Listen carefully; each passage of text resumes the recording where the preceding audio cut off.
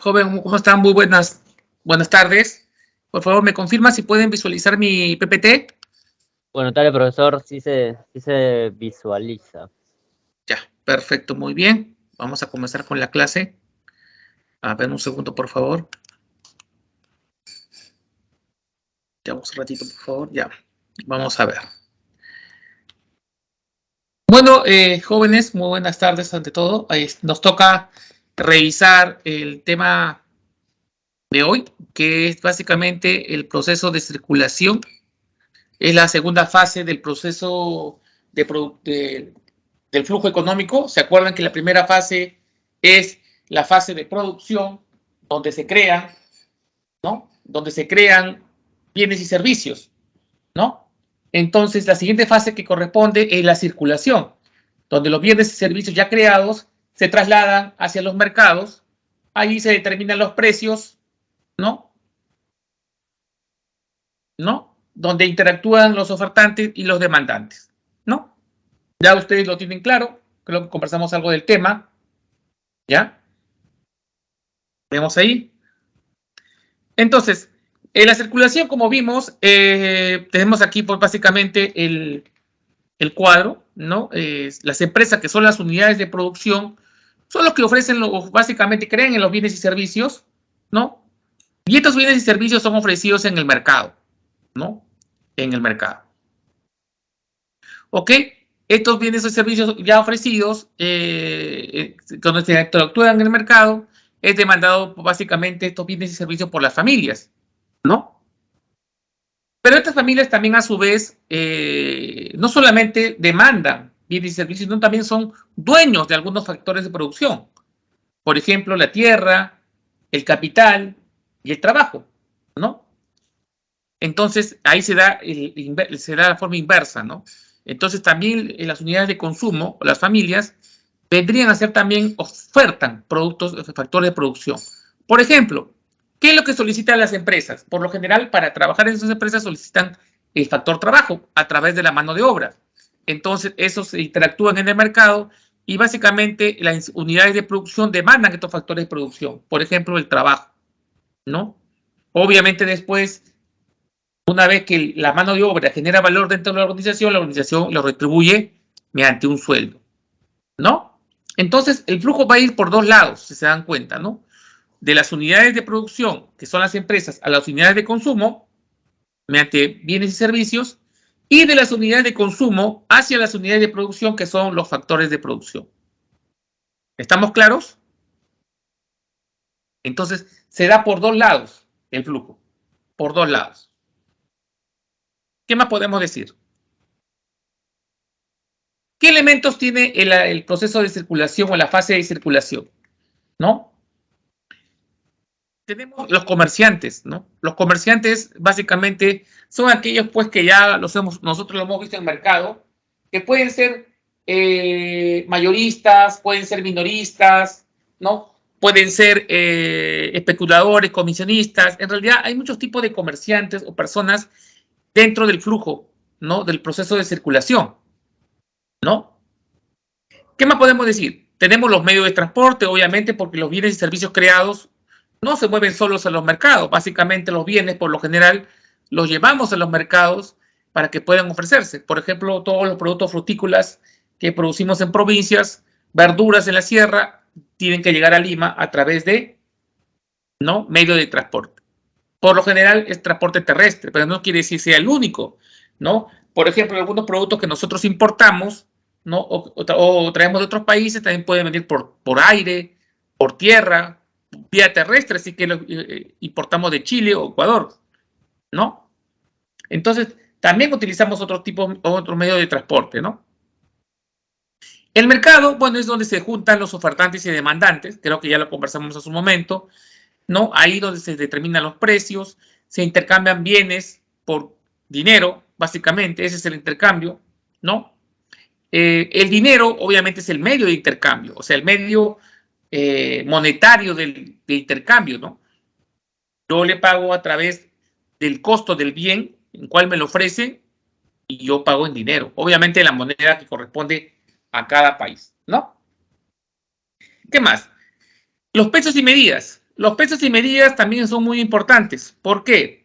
Porque nosotros necesitamos una unidad de medida para poder intercambiar bienes y servicios, sino cómo lo intercambiamos, cómo intercambiamos cantidades, volúmenes, litros, etcétera, ¿no?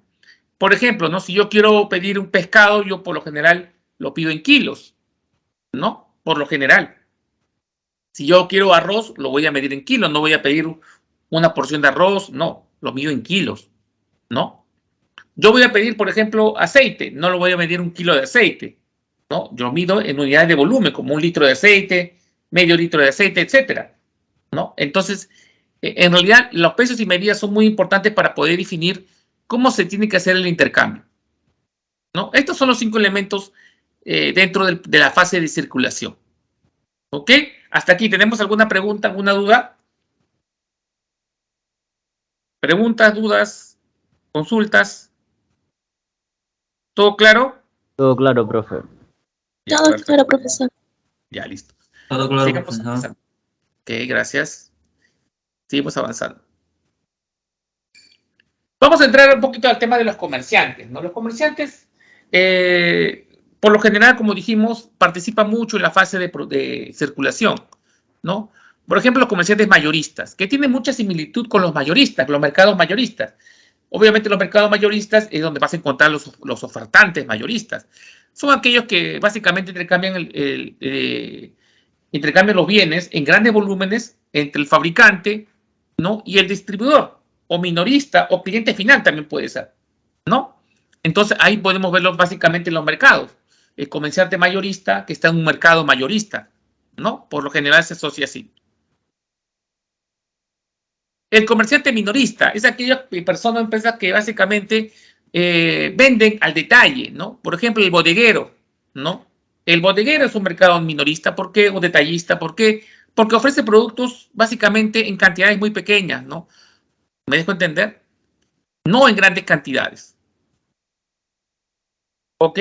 Ahí podemos encontrar el bodeguero, el ferretero, el farmacéutico en su botica, etcétera, ¿no? El sastrero, el desastre. ¿Qué más? Y aquí vamos a entrar a otro tipo de comerciante que se encuentra también dentro de lo que es los mercados, ¿no? Que son los especuladores, ¿no? Los especuladores básicamente son aquellas personas que aprovechan un poco el momento, la coyuntura de la situación económica de un país para básicamente lucrar con el precio de los productos, por lo general. En Perú, en realidad, eso lo vemos a diario, sobre todo cuando tenemos problemas de desabastecimiento, ¿no? Por ejemplo, ¿no? Imagínense que nosotros creo que diariamente entran decenas de toneladas de productos comestibles al mercado de Santa Anita. Pero a veces ese flujo se corta cuando hay, por ejemplo, en las zonas, sobre todo en verano, ¿no? Hay huaicos que bloquean la carretera central, ¿no? Que son casas fortuitas por la naturaleza, o también cuando hay protestas sociales, cuando cortan las carreteras, las pistas, entonces los camiones se quedan varados en la zona de la carretera central. Entonces, eso nosotros debemos considerar, ¿no? Dentro de los especuladores. Entonces, ¿qué hacen estos señores? Estos señores perciben que algunos productos, por ejemplo, por la carencia, ¿no? Comienzan a subir de precio, pero a veces ellos contienen el producto, tienen el producto almacenado, sino que esperan que se genere una alta demanda del producto para que el precio suba. Entonces, una vez que el precio sube, ¿no? ¿Qué hago? ¿Qué hace el comerciante? Lo vende a ese precio.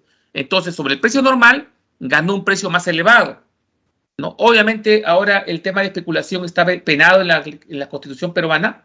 Antiguamente no era así, por eso es que había mucho especulamiento, ¿no? ¿Me dejo entender? Entonces, el especulador es aquella persona, pues, que aprovecha de la coyuntura, del momento, jugando mucho con la necesidad de las personas, esperando que el precio suba propio de esa necesidad, ¿no? Y obviamente ganar un adicional sobre el precio normal que está, ¿no? Por ejemplo, la papa. La papa puede estar 5 soles el kilo, por decir, ¿no? Pero por un tema de especulamiento, por problemas que puedan pasar, el precio, por la necesidad de las personas, si el producto no está en el mercado, puede subir hasta 6, 7, 8 soles, pero en realidad el producto por lo general sí lo tienen los comerciantes, sino que lo tienen guardado, esperando que el precio suba, para recién poder venderlo y ganar un adicional, ¿no? Obviamente esa es una práctica totalmente inadecuada, ilegal, y se presenta mucho en los mercados latinoamericanos, ¿no? Hasta aquí, ¿tenemos alguna pregunta con respecto a este punto? Yo creo que todo claro, profesor. Ya, Todo bien, profe. claro. Ya, gracias. Un elemento muy importante, por ejemplo, aquí, ¿no? En el tema de lo que pasó en la pandemia, ¿no? Durante el tema de la pandemia sabemos muy bien que el oxígeno fue un producto bastante necesitante, de gran necesidad para las personas. Pero antiguamente, antes de la pandemia, el metro cúbico de oxígeno no estaba más de 10 soles, ¿no? Es más, llenar un tanque de 6, 7 litros, 7 metros cúbicos no era tan alto, ¿no? Pero propio de la pandemia comenzaron a aparecer los especuladores, ¿no? Los especuladores, ¿no? Aprovechando la necesidad del producto y aprovechando que en el país no había muchas plantas de producción de oxígeno, elevaron su producto, el precio, ¿no? Entonces, obviamente, eso genera un tema de malos comerciantes, ¿no? Un tema de especulación, como lo dice ahí. Voy a leer un poquito el texto que dice antiguamente la primera ministra, o la ministra de Salud, en ese momento, Pilar Macetti, ¿no? La ministra de Salud, Pilar Macetti, volvió a calificar de crimen que en plena segunda ola por coronavirus se reporte el incremento del costo del oxígeno medicinal debido a la especulación de precios ocasionada por malos comerciantes. Ahí tienen un ejemplo textual de lo que pasó en el país, ¿no? Y así podemos encontrar muchos productos más, ¿no? Por ejemplo, no solo el oxígeno medicinal. ¿Qué más subió de precio? El alcohol, ¿no? El alcohol, el jabón líquido. Llegó un momento que no había, ¿no? Ni alcohol ni jabón líquido, o desinfectantes, ¿no? Mascarillas, en un momento tampoco no había. Las KN95, ¿no? Y su precio era bien alto. Ahora ya no. Ya hemos pasado, estamos en una quinta ola, ¿no? Y obviamente, pues, la situación ha cambiado. Obviamente todavía sigue habiendo contagiados, muy pocos en estado crítico, gracias a Dios, ¿no? Porque la mayoría de personas, de millones de personas, estamos vacunados, entre tercera y cuarta dosis. Los que están en problemas son aquellos que están en una o dos dosis, o algunos que no se han vacunado, que todavía existen en el país, ¿no? Entonces, eso es muy importante, ¿no? Tener presente, ¿ok? Entonces, ahí tiene un ejemplo textual o parte de nuestra historia de lo que pasó en el país, ¿no? ¿Qué más? El oxímetro también, ¿no? El oxímetro también era un producto muy básico, ¿no? Pero antes de la pandemia no valía mucho. Y durante la pandemia se incrementó fuertemente, ¿no? ¿Por qué? Por el tema de especulamiento, pues, por la necesidad de contar con un elemento que mida la concentración de oxígeno en la sangre del paciente. Podíamos determinar si esta persona estaba en COVID o no, o qué tan grave era su nivel de saturación, ¿no? Eso también fue muy complicado y ahí están las fechas, ¿no? Ahí vemos las fechas.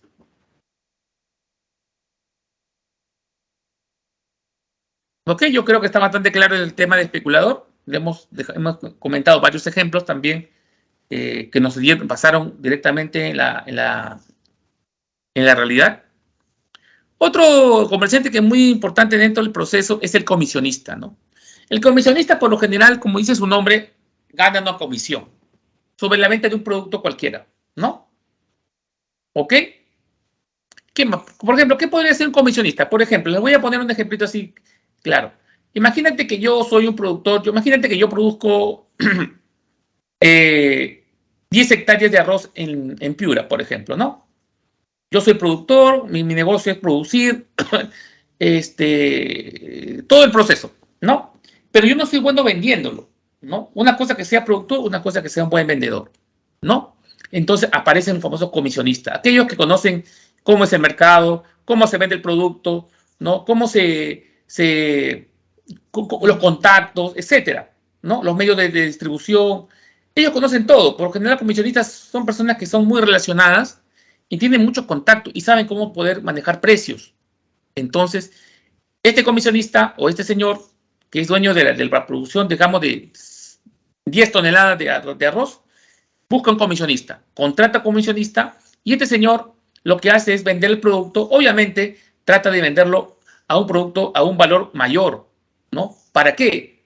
¿Para qué? Para que pueda tener su comisión. Por lo general, un comisionista puede ganar a lo más entre 5 a 10% de la venta. Entonces, ¿qué le convendría a este comisionista? Venderlo al máximo precio que pueda vender esas 10 toneladas de arroz, porque mientras más valor lo venda, mayor porcentaje de ganancia va a tener. ¿Correcto? ¿Estamos de acuerdo aquí? ¿Está claro el ejemplo? Sí, profesor. ¿Podría dar otro ejemplo, profesor? Perdón. Otro ejemplo, por favor. Ya, otro ejemplo de comisionista puede ser, ya, que no sea papa, que no sea arroz. Puede ser un producto, digamos, por lo general, el mejor ejemplo son los productos agrícolas, porque en lo general los productos que llegan al mercado se buscan comisionistas, ¿no? Para poder vender el producto. Por lo general, puede ser arroz, puede ser papa, puede ser verduras, puede ser frutas, ¿no? Hay muchos tipos de productos, de bienes que se pueden manejar con comisionistas, ¿no? No es el único ejemplo, son en realidad todos los productos agrícolas, todos los productos frutícolas manejan de alguna forma los comisionistas, ¿no? Otro tipo de comisionistas también puede ser las AFPs, ¿no? Las AFPs administran otros fondos y esos fondos, para ellos, nosotros les tenemos que pagar una comisión por la rentabilidad del dinero que administran. Mientras más dinero tengamos en nuestro fondo o la rentabilidad que generan, mayor va a ser el porcentaje de comisión que van a tener, ¿no? Por eso que las AFP se les critica mucho, ¿no? ¿Por qué? Porque así pierdas, ellos igual te cobran comisión y eso es lo que no debería pasar. Ellos deberían cobrar comisión por la ganancia. Si yo te doy 100 soles y gano 120, tú vas a cobrar un 1% de esa ganancia. Pero si los 100 soles pierdo 10 soles, tengo 90, también te van a cobrar la comisión, 1%. Y eso es injusto, ¿no?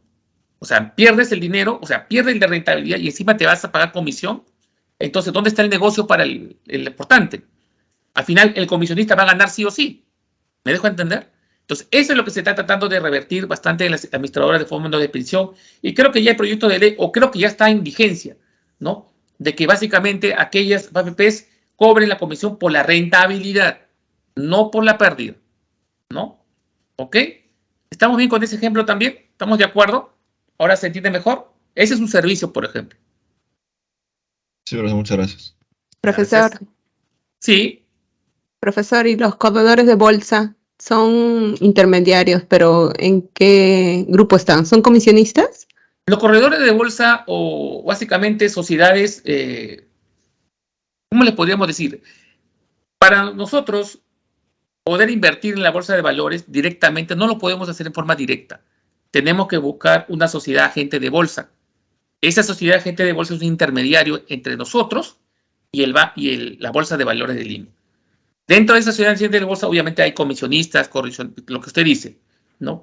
Ellos obviamente cobran un porcentaje, ¿no? Cobran un porcentaje por la negociación de tus títulos de valor, que en este caso sería los bonos y las acciones, ¿no? En este caso los comisionistas, ellos administran o te ayudan a decidir cuándo vender o cuándo comprar acciones o bonos, ¿no? Ellos van a cobrar una comisión sí o sí, porque es su parte de su negocio. Así ganes o no ganes. ¿Me dejo entender en ese sentido? ¿Podrían ser comisionistas? Sí. Sí. Las sociedades agentes de bolsa. ¿Ok? Entonces, ahí, por ejemplo, tenemos un tema de las sociedades, de las agentes, de los comisionistas, ¿no? Por lo general, los comisionistas tienen un régimen especial, ¿no? Que se está, obviamente, manejando. Eso fue el 2016. Ya ahorita ya está la ley hecha. Antiguamente los comisionistas, había mucho comisionista informal, ¿no? Que no pagaba impuestos, pero ahora paga. ¿Por qué? Porque antiguamente la tasa de impuesto que tenía que pagar era alrededor del 28%, ¿no? Que era muchísimo, por eso que había mucho comisionista informal. Ahora solamente debe pagar 1.5% de la comisión que ellos reciben. Ahora dirían, profesor, ¿pero por qué tienen que pagar impuestos? Porque ellos están negociando un bien. Están ganando un bien por una actividad económica, ¿no? ¿Me dejo entender? ¿Sí? Sí, profe, gracias. ¿Ya? Por ejemplo, otro ejemplito más. Por ejemplo, esos famosos chicos reality, que no tiene mucho que ver con esto, pero podría decirse que puede ser un comisionista, ¿ya? ¿Por qué? Porque los chicos reality, ¿cómo funciona su negocio en las redes? ellos promocionan por lo general productos, ¿no? Algunos piden canje, otros les pagan, ¿no? Pero lo que no hacen estos chicos es que no lo reportan a la SUNAT. Y la SUNAT ya puso un ojo en eso. ¿Por qué? Porque están comerciando con una imagen, con su imagen, y promocionando productos. Al promocionar productos están generando rentabilidad, no solamente a ellos por los canjes, sino también a las pequeñas empresas o empresas que están en ese negocio. Entonces, ¿es justo que paguen un impuesto? Sí, por supuesto que sí, ¿no? Pero antes no lo hacían, ¿no? Entonces, ¿podría considerarse una comisión que ellos pagan? Podría considerarse una comisión, ¿no?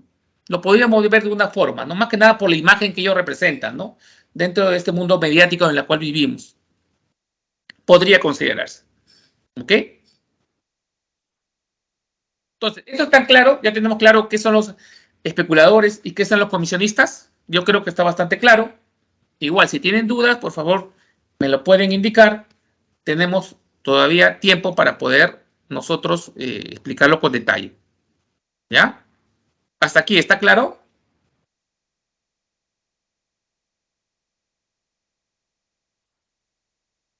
Sí, profesor. Ya, muchas gracias. Sí, profesor. Ok, gracias. Vamos, sigamos avanzando.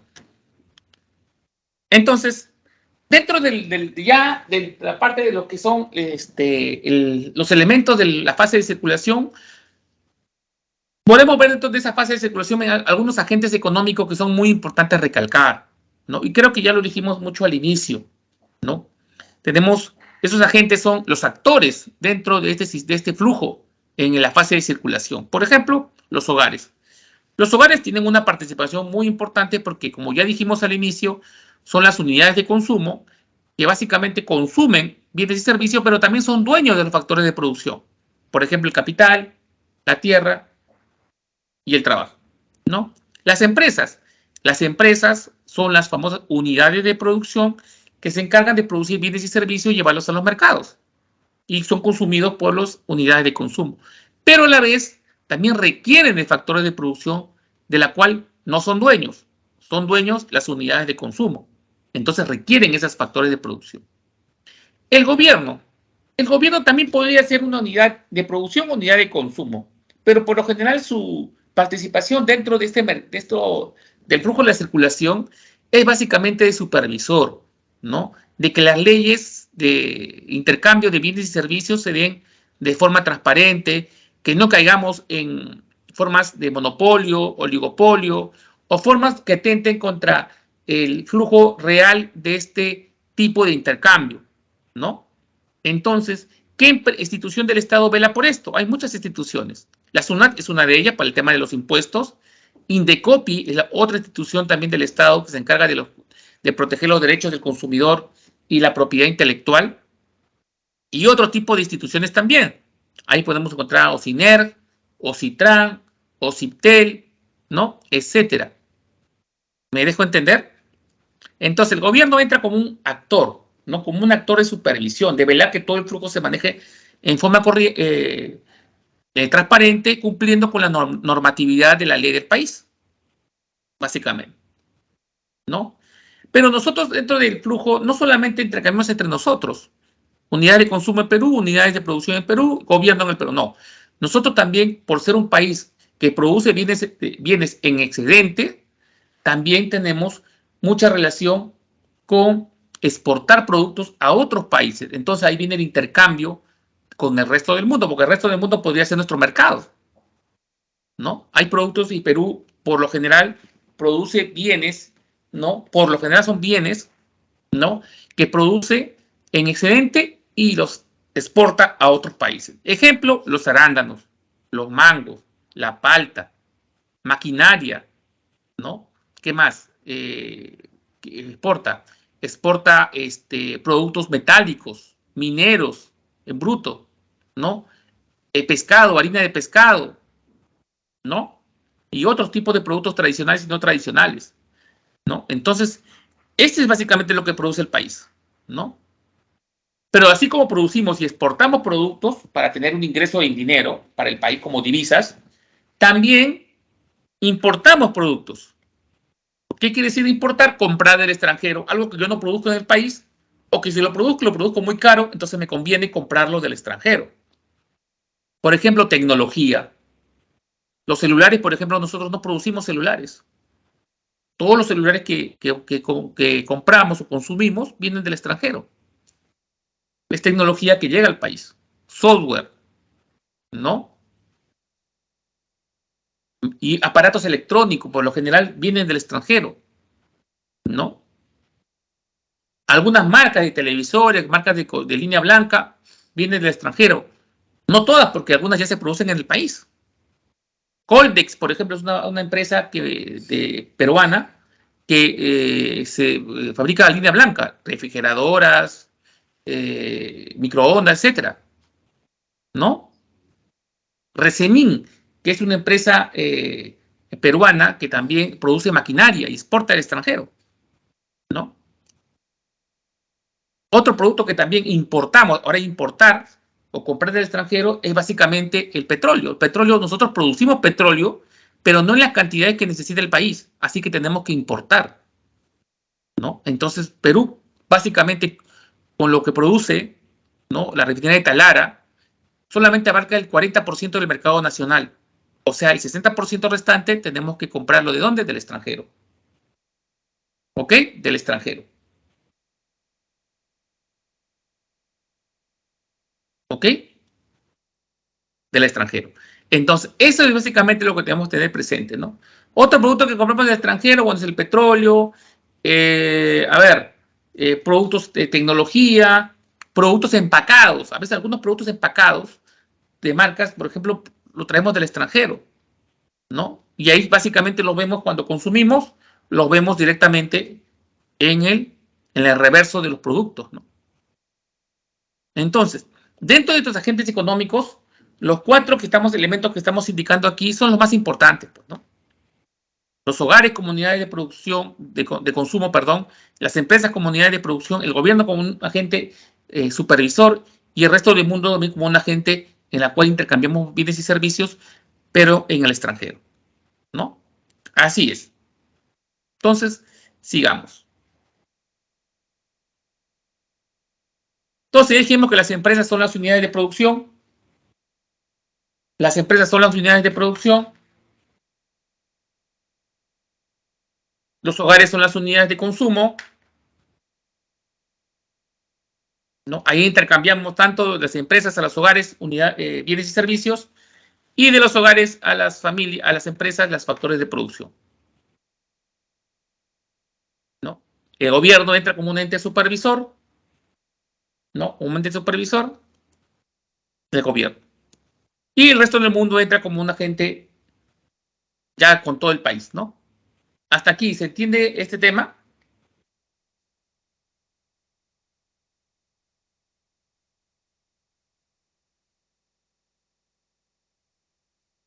¿Está claro la explicación, jóvenes?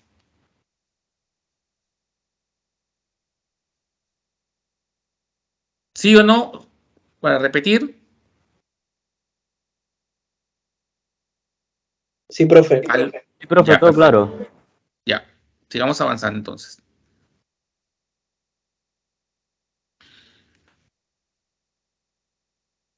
Ahí hay un videito para aquí, lo pueden capturar a través del código QR, ¿no? Donde pueden básicamente tener ya una explicación en video. Entonces, ¿cómo podemos diagramar todo este flujo donde todos los agentes que estamos indicando ahorita están presentes, ¿no? ¿Cómo hacemos para que interactúen esos cuatro elementos? Ahorita vamos a verlo, ¿no? Aquí, ¿no? Este es el flujo circular de la economía, ¿no? ¿Cómo funciona? Ahí lo vamos a explicar. Así que es importante que tomen atención para que puedan comprender cómo se maneja este flujo circular de la economía. ¿Ok?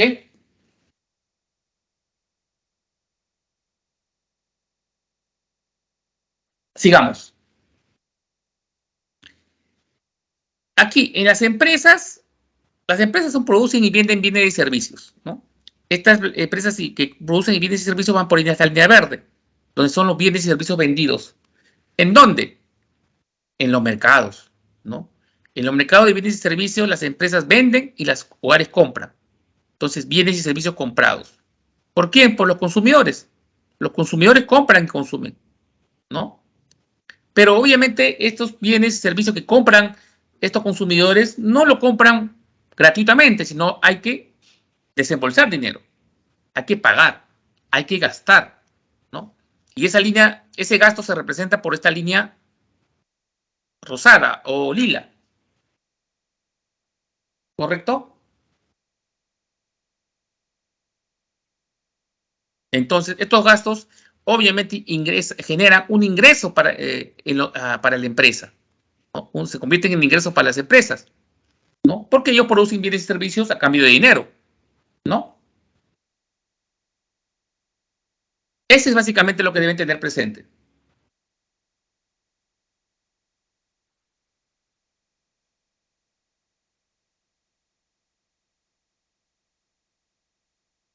Perfecto. Entonces, aquí las empresas obtienen ingresos, dinero, por los bienes y servicios que han vendido, ¿no? Ahora, vayamos por el otro extremo, ¿no? Estos consumidores que compran y consumen, pero también poseen y venden factores de producción, ¿no? Poseen y venden factores de producción como le dijimos anteriormente, ¿no? Entonces, estos factores de producción que lo venden a las empresas se llama el factor tierra, el factor trabajo y el factor capital. Este tipo de factor de producción se da en el famoso mercado de factores, donde los consumidores venden esos factores y las empresas compran, ¿no? Compran estos factores.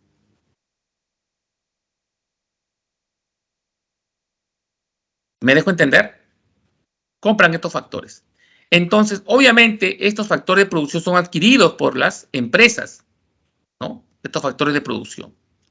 Contratan y utilizan los factores de producción, pero ellos no los contratan porque gratuitamente, también tienen que pagar. ¿Sí o no? Por ejemplo, un factor de producción podría ser el trabajo, como dijimos, ¿no? El trabajo a través de la mano de obra.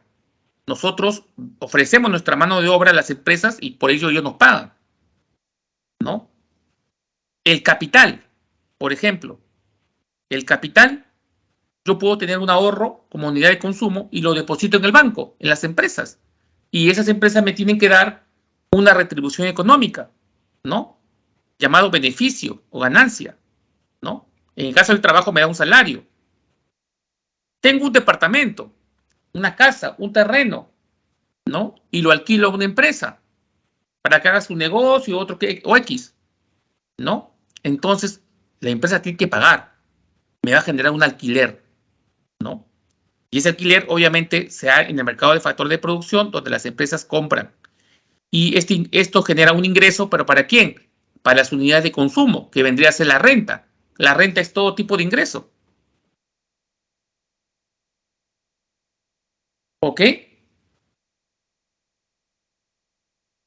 Hasta aquí. ¿Se entiende la explicación?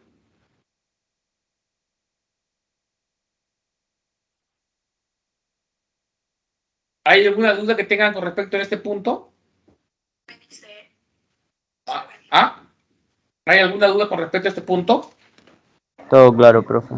¿Seguro? ¿Todo claro? A ver, todos, por favor. ¿Está todo claro? Porque había aquí donde se generan dudas. Perdón.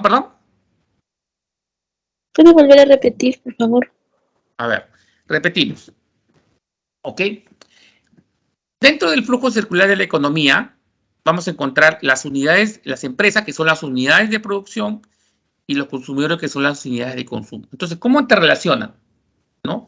Las empresas viven o tienen su razón de vivir en la venta, en la creación de bienes y servicios que venden, ¿no? Entonces, las empresas producen y venden bienes y servicios. Estos bienes y servicios, esa línea verde, se venden en los mercados de bienes y servicios, ¿no? Donde las empresas venden esos servicios y las hogares o las unidades de consumo compran. Entonces, estos bienes y servicios comprados es por los consumidores. Compran y consumen. ¿Correcto? compran y consumen estos bienes y servicios. Pero ellos cuando consumen no lo consumen gratuitamente, sino tienen que pagar por un bien y servicio. Entonces, eso se genera un gasto, ¿no? Este gasto vendría a ser la línea lila, que sale de las unidades de consumo hacia los mercados y entran a las empresas como un ingreso, ¿no? ¿Por qué? Porque las empresas obviamente venden bienes y servicios para ganar dinero, para tener un ingreso, ¿correcto? ¿Qué más podemos decir? En las unidades de consumo, como dijimos, ¿no? Poseen y venden factores de producción. ¿Cuáles son esos factores? La tierra, el trabajo y el capital. ¿Por qué? Porque nosotros somos dueños de la tierra. Si tengo un terreno, una casa, un departamento, soy dueño del factor trabajo, mi mano de obra, mi esfuerzo físico, mental. Dueño del capital, puedo tener dinero, ¿no? Dinero. Ese es capital. No tengo un dinero, un ahorro y quiero invertirlo. Soy dueño de ese dinero, ¿no? Entonces, en cualquiera de los tres casos, estos dineros se intercambian en los mercados de factores de producción, donde los consumidores, o sea, nosotros, vendemos esos factores de producción y las empresas compran. Al comprar estos factores de producción, estas empresas tienen que retribuirnos con un pago, porque tampoco gratuitamente no se lo vamos a dar. Tienen que pagarnos por eso. Si es el factor trabajo, me tienen que pagar un salario. Si es un factor tierra, yo voy a alquilar mi departamento, mi casa, mi terreno, me tienen que ganar un alquiler. Y si tengo dinero y lo voy a depositar en el banco, voy a hacer una inversión, voy a tener que pagar por ellos. Tener que generarme una rentabilidad, si no, ¿para qué voy a invertir? Me tiene que generar un beneficio. Esos beneficios, todos estos tipos de ingresos, ¿no? se dan en el mercado de factores de producción e ingresan a los consumidores mediante una renta. ¿Y qué es la renta? Es todo ingreso que tiene una persona. Sea salario, ganancia, alquiler, regalo, lo que sea. ¿Ahora me dejo entender? Sí, profesor. Perfecto. Se dan cuenta que el flujo, donde está marcado por línea verde, siempre va en sentido horario, ¿no? Pero el dinero o el gasto que hacen las empresas y las unidades de consumo, las empresas que son las unidades de producción y los consumidores que son las unidades de consumo van en sentido antihorario, ¿no? Que es básicamente el flujo del dinero, ¿no? ¿Se dan cuenta? Entonces, ustedes aprenden bien esta parte y van a entender cómo es el flujo, ¿no? El flujo circular de la economía. Le dicen circular porque es un círculo en realidad, ¿no? Tanto en sentido horario como en sentido antihorario. ¿Ok? Espero que haya quedado claro para que no tengan dudas. Sigamos avanzando. Entonces, veamos los polos económicos. Básicamente los polos económicos son los extremos. Es como si fuera el polo sur y el polo norte, ¿no? Ya más o menos hemos visto a qué se refiere con polos económicos, ¿no? Los polos económicos por lo general son las unidades de producción que son las empresas que están en un extremo, ¿no? Aquellos que ofrecen bienes y servicios y demandan factores de producción, que ya lo vimos justamente en la lámina anterior, ¿ya? Y por otro lado tenemos las unidades de consumo, aquellos que demandan bienes y servicios, pero también ofrecen factores de producción. ¿Ok? Esos son los polos económicos, ¿no? Y todo se da dentro del mercado. ¿Ok? A eso se refiere. En realidad, esta parte es muy sencilla. Simplemente captar bien a qué se refiere, tener bien claro cuáles son las unidades de producción, cuáles son las unidades de consumo, ¿no? Las unidades de consumo son las familias, los hogares, las personas, etcétera, ¿no? ¿Ok? Eso de tener presente. ¿Qué más? ¿Qué más podemos comentar acá? ¿No? Sigamos. Si todo está claro, avanzamos. El flujo económico. Ya tenemos los polos, ¿no? Los polos económicos, ¿no? Las unidades de producción y las unidades de consumo. Aquí volvemos al mismo gráfico de antes, ¿no? Porque en realidad es el mismo, ¿no? Simplemente vamos a ver cómo es el flujo. Hemos hablado de los polos, los mercados, que son los mercados de bienes y servicios, los mercados de factores de producción, y por el otro extremo vamos a encontrar las empresas, que son las unidades de producción, y los consumidores, que son las unidades de consumo de las familias, ¿no? Pero esos flujos también tienen un nombre determinado, ¿no? Esos flujos se van a llamar flujo real. ¿Qué se le llama flujo real? Si viene real, quiere decir que algo lo puedo tactar, lo puedo visualizar, lo puedo tocar, lo puedo leer. Básicamente le llamamos flujo real. ¿Y aquí? A los bienes y servicios. ¿No? Ese es el flujo real. El flujo nominal que está pintado de lila se refiere al dinero, ¿no? A la moneda, al factor monetario. ¿Correcto? Ejemplo, vamos a hacer un ejemplito aquí rapidito, ¿ya? Imagínate que la empresa, imagínate que yo soy empresario y fabrico lapiceros. Esos lapiceros que fabrico en cantidades industriales, los vendo en los mercados de bienes y servicios. ¿Y quién me compra esos lapiceros? Los consumidores, por lo general las amas de casa, los escolares, porque ellos necesitan ese producto, ¿no? Pero para comprar ese producto, tienen que pagar por ellos. Entonces generan un gasto. Ese dinero que cuestan esos lapiceros, no sé, 10 soles, 20 soles, ¿no? Se da en los mercados. ¿Dónde pueden ser los mercados? Un bazar, una librería. Ingresan a las empresas ese dinero. ¿Correcto? Pero por otro lado, los consumidores también, como dijimos, son dueños de los factores de producción, ¿no? Imagínate, yo soy dueño, por ejemplo, de la mano de obra, factor trabajo, ¿no? Y esa empresa de lapiceros requiere mano de obra. Obviamente, al requerir mano de obra, yo ofrezco mi factor trabajo, o sea, mi esfuerzo físico, ¿no? Mi mano de obra en los mercados, por ejemplo, un mercado donde puedan comprar mi mano de obra puede ser en un anuncio publicitario donde solicitan personas, pueden ser a través de bolsas de trabajo, ¿no? Puede ser a través de referidos, ¿no? Donde me indican que están solicitando personal en esa empresa, ¿no? Entonces, estas empresas adquieren esa mano de obra, ese factor de producción, ¿no? En esos mercados. Y luego pagan por un salario, pagan ese salario, ¿no?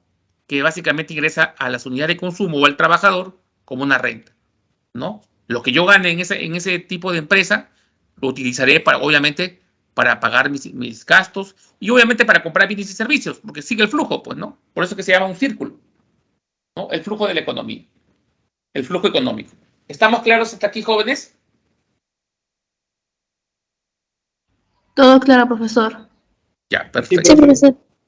Ya, muy bien, gracias. Sigamos avanzando. Vamos a ver.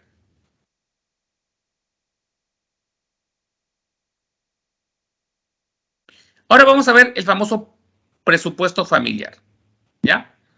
El presupuesto familiar, como ya dice, bueno, ya lo hemos visto anteriormente, el presupuesto familiar es un presupuesto. ¿Y qué quiere decir un presupuesto primeramente, no? ¿Alguien ha escuchado hablar de un presupuesto? ¿Qué es un presupuesto? Lo que tienes planeado gastar. Claro, pero solamente será lo que tengo planeado gastar. En general, lo que tienes planeado. Lo que tengo planeado. Pero no solo gastar, sino también planear lo que va a ingresar, ¿no? O sea, planificar ingresos y gastos. Por ejemplo, ustedes seguramente, la mayoría de ustedes ha terminado el colegio el año pasado. Bueno, retrocedamos un poquito más antes porque obviamente el año pasado hemos estado todavía en pandemia y el año pasado también. Pero en algún momento seguramente sus papás, antes de la pandemia, les daban una propina. Por decir, no sé, a ver si me ocurre, 20 soles semanal, ¿no? Y con esos 20 soles ustedes era su ingreso. Y ustedes tenían que administrar ese ingreso para poder utilizar, si que utilizaban para ir al colegio carro, tenían que balancear para utilizarlo en el carro, ida y vuelta. También, ¿para qué? Para comprar cualquier gustito dentro del refrigerio, ¿no? O el recreo. No sé, también para comprar algún punto adicional, un lapicero, un borrador que me falta, una fotocopia, etcétera, ¿no? Entonces, así un balance, ¿no? Esos 20 soles deberían durarme 5 días, de lunes a viernes, ¿no? Es mi mesada semanal, ¿no? Obviamente, aquel que maneja bien sus recursos, ¿no? Obviamente, optimizando, no gastando demasiado, obviamente si utiliza movilidad y es lejos, tiene que utilizar movilidad, no hay forma. Pero si está a unas cuadras, quizás se puede ahorrar ese sol o esos 2 soles, saliendo un poquito más temprano de su casa y caminando por 15 o 20 minutos. Bueno, cuando es joven puede caminar largas distancias. Pero a veces quizás otros no. Prefieren mejor tomar el bus, ¿no? Y pagar ese monto, ¿no? Va a depender muchísimo de cómo ustedes administran sus recursos, ¿no? En el recreo es algo muy importante, obviamente, que depende de ustedes, ¿no? Si llevan su refrigerio y quieren comer algo adicional, obviamente van a tener que pagar por eso, ¿no? Algunos no llevan refrigerio, así que esos 20 soles van a tener que utilizarlo porque les da hambre, ¿no? Y comprar el kiosco que se encuentra dentro del colegio, ¿no? Entonces ahí puedes administrar tus recursos también, ¿no? Por ejemplo, se me gastó el lapicero, se me perdió mi lápiz, desapareció mi borrador, no sé, por arte de magia, y voy a tener que comprar también por ahí cerca del colegio, en un bazar, un lapicero, un borrador, o quizás una clase o unos ejercicios que tenga, sacarle una copia, o sacarle una copia al cuaderno de mi amigo o de mi amiga, ¿no?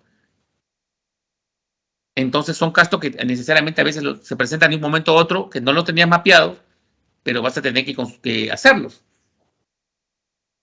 ¿Correcto? Entonces, esos 20 soles al final de la semana quizás te puede quedar hasta 4 soles, o 3 soles, o 2 soles, o quizás nada, ¿no? O quizás en algún momento de la semana te faltó dinero y te quedaste sin dinero, ¿no? Entonces se genera un desfase. Se genera un desfase en el presupuesto, ¿no? Entonces, ¿qué haces? Si, por ejemplo, los 20 soles me gastaron hasta el miércoles, no sé qué hice y lo gasté, al final, ¿qué hago? Le pido a la mamá, al papá ya no, porque el papá ya te dio tu mesada, pero quizás recurrimos a la mamá que nos preste dinero, ¿no? O nos dé un adicional. Entonces, obviamente ahí estamos saliendo del presupuesto, ¿no? Ese puede ser casos fortuitos, si no administras bien tus recursos. Pero si bien los administras correctamente, quizás los 20 soles sí te alcanzan toda la semana y quizás te sobre algunos soles, ¿no? Ese es el presupuesto personal, ¿no? Personal, de ustedes mismos. Ustedes mismos también administran un presupuesto, ¿no? Le dan su propina si ustedes tienen que administrar correctamente para gastar las cosas que ustedes necesiten en algún momento, ¿no? Ese es un presupuesto personal.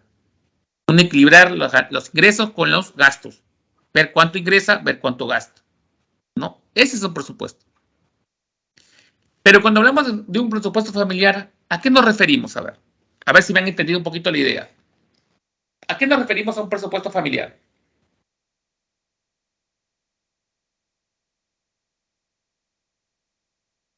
A ver. A calcular el dinero que entra y sale en un mes, por ejemplo. Ya, en la familia, ¿correcto? En el hogar. Sí. Correcto. Por lo general, ¿quiénes son los que generan ingresos en la familia? Nuestros padres. Tus padres, ¿no? En algún caso podrá trabajar el papá, pero en algunos casos ahora en este mundo ya hasta papá y mamá trabajan, ¿no? Hasta la mamá también trabaja, ¿no? Y genera ingresos en el hogar, ¿no? Entonces, ese básicamente sería un presupuesto familiar. Todo lo que ganan los padres, ¿no? Y obviamente todo lo que puede ingresar como ingreso en una familia, ¿no? ¿Y cuáles serían los gastos? Hay muchos gastos. Pagar el celular, pagar el colegio de los hijos, la pre de los hijos, los pasajes, por ejemplo. ¿Perdón? ¿Podría regresar para una fotito, por favor? ¿Perdón? ¿Podría regresar a la anterior PPT para una foto? A ver. Muchas gracias, profesor. Ya. Entonces, regresando al presupuesto familiar, entonces tenemos aquí básicamente los gastos familiares, que pueden ser muchos en realidad, ¿no? Uno de ellos, por ejemplo, son los gastos básicos, pues, ¿no? Alimentación, pago de la casa si el caso no es tuya, el vestido, la ropa, que no regularmente vas comprando ropa, y la salud de vez en cuando en caso te enfermes, o pagues un seguro particular también puede ser, ¿no? ¿Me dejo entender? Pero no son los únicos gastos que tenemos otros gastos adicionales. Gastos de energía eléctrica, gastos de agua, gastos de municipalidad, gastos de arbitrios. ¿Qué más? ¿Qué gastos más podrían ser? ¿Mm? Internet también, profe. Gastos de internet, ¿qué más? ¿Qué más gastos podrían ser? A ver, ¿qué más gastan ustedes en su casa? En pocas palabras, ya. Teléfono fijo también. Teléfono fijo, ¿qué más? El Luz, cable. agua. Cable, ¿qué más?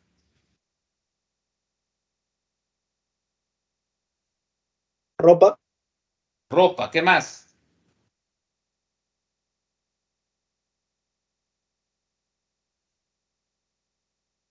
¿Qué más gastan jóvenes en familia, por ejemplo, ustedes?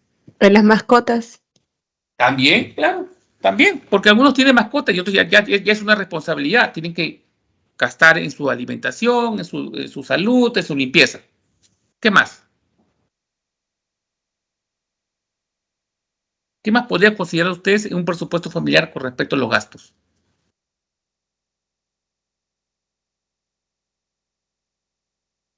¿Mm? Los viajes, profesor. Perdón. Hacer viajes, digo. Viajes, sí, también. También si yo he presupuestado hacer un viaje por vacaciones, también lo considero un presupuesto familiar. También lo considero. ¿También? Es un gasto. ¿Qué más podría ser?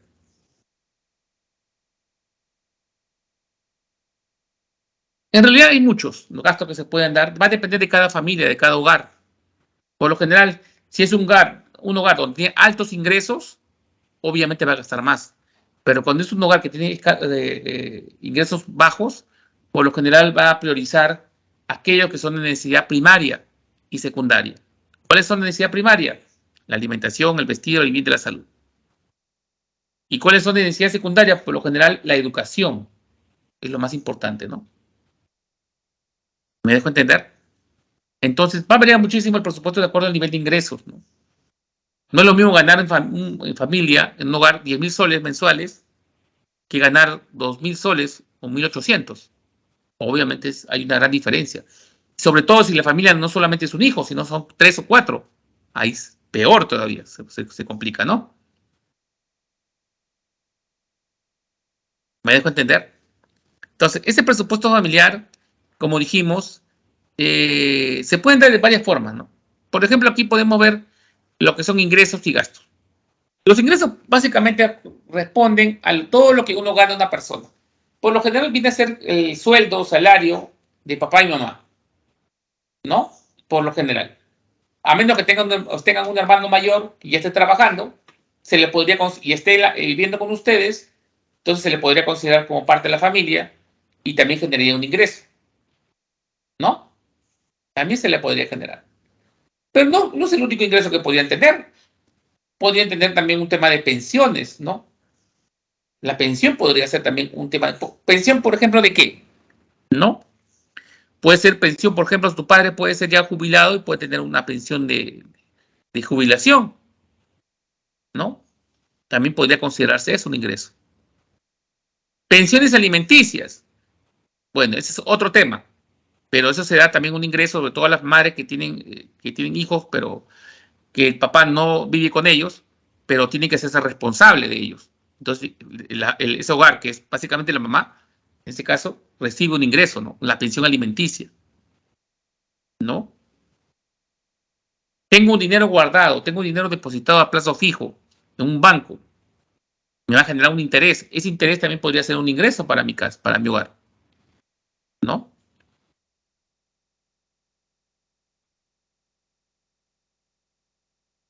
Alquileres, puede ser que tenga mi casa, puede ser que tenga un terreno. Por ejemplo, yo vivo aquí en Lima, pero tengo un terreno tengo un terreno en Trujillo, por ejemplo, ¿no? Y lo alquilo a otra persona, ¿no? Y yo obviamente tengo un ingreso. Tengo un mototaxi, tengo un camión, lo alquilo, genero un ingreso, ¿no? ¿Ok? A eso se refiere el tema de los ingresos. Trabajos extras pueden ser trabajos adicionales. Por ejemplo, yo trabajo en una empresa de lunes a viernes, pero hago como se dice su nombre, los cachuelos, ¿no? Un domingo a hacer un trabajo de sistemas, ¿no? De sistemas informáticos. Y me gano un adicional. ¿no? Las mamás que no trabajan y solamente se dedican al hogar, quizás son diestras en hacer costura, en hacer prendas de vestir.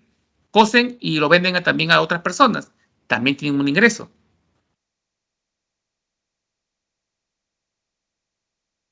¿Me dejo entender? Y otros ingresos que se puedan generar, pues, ¿no? Otros ingresos que se pueden generar, ¿no? Por ejemplo, apuesto en el Mundial, ¿no? Le apuesto a Brasil, que gana por goleada a Corea del Sur, ¿no? Y gano por eso, no sé, apuesto 20 soles y me dan 50, ya tengo un ingreso, ¿no? Por decir. ¿Me dejo entender? Entonces, el presupuesto familiar por el lado del ingreso es todo ingreso que yo pueda obtener de cualquier actividad que yo realice. No solamente trabajando en una empresa formal, sino puede ser a través de otros trabajos o trabajillos que yo pueda tener. No solamente por el lado de la mamá, por el papá, sino también por otro tipo de actividades que, como ya hemos mencionado hace un momento, ¿no? Los gastos sí son infinitos, ¿no? Los gastos sí van a depender muchísimo del nivel de vida que llevas tú o tu familia. Y eso va a depender mucho del ingreso, ¿no?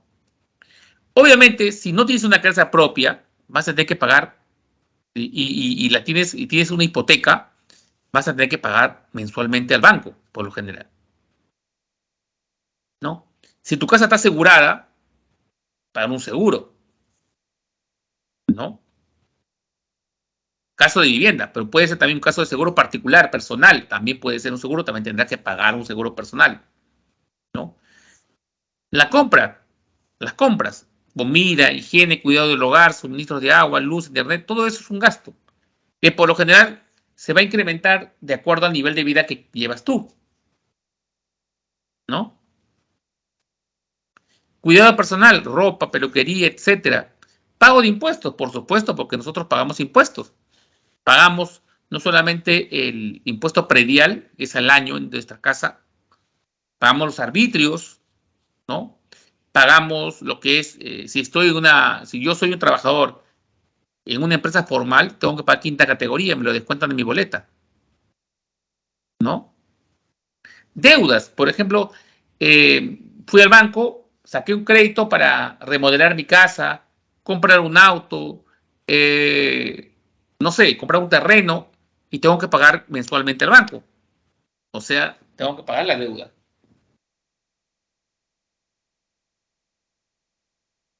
¿Me dejo entender?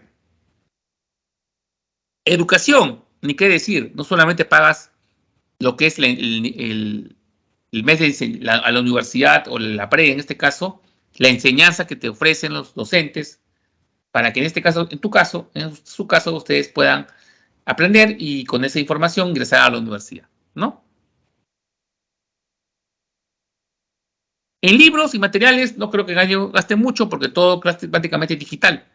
Se ha vuelto digital, ¿no? El transporte también es un gasto. ¿Por qué? Porque yo tengo para movilizarme. Si yo tengo que ir al colegio, tengo que ir a la universidad, ¿no? O tengo un carro que lo utilizo para irme a mi trabajo o a otro lugar, tengo que pagar gasolina, ¿no? Y la gasolina cuesta, pues, ¿no?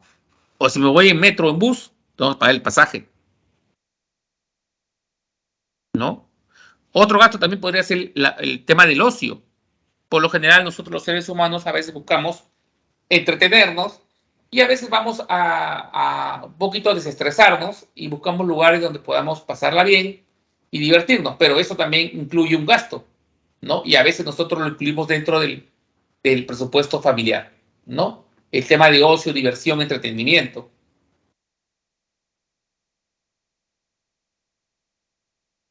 Y ahí pueden ser muchas formas, ¿no? Puede ser básicamente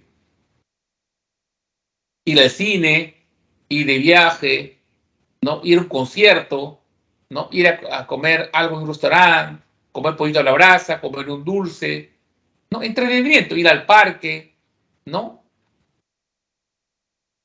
Ir a la feria, etcétera, ¿no? Ese básicamente temas de ocio. Regalos puede ser cuando tengas que regalar algo por el cumpleaños de alguien, ¿no? Por el cumpleaños de alguien, por lo general compras un producto y lo regalas. Ese básicamente sería el presupuesto familiar. Va a depender muchísimo del nivel de vida de las personas, ¿no? Entonces, eso es muy importante que ustedes tengan presente. Hasta aquí, ¿tenemos alguna duda?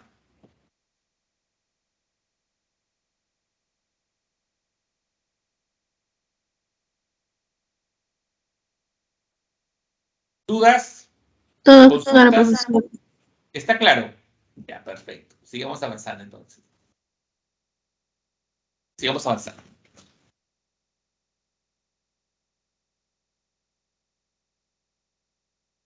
Hay factores que afectan al presupuesto.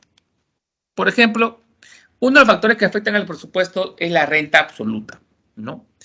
Y en este tema de la renta absoluta, como dice la definición, incluye todos los tipos de ingresos. Cuando hablamos de renta, la renta incluye todo tipo de ingresos, ¿ah?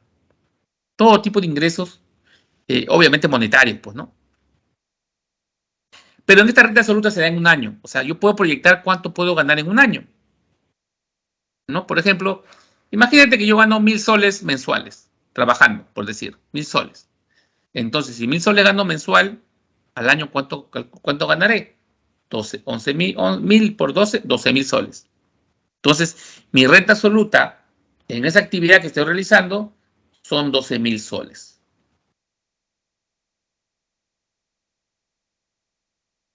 ¿Ok?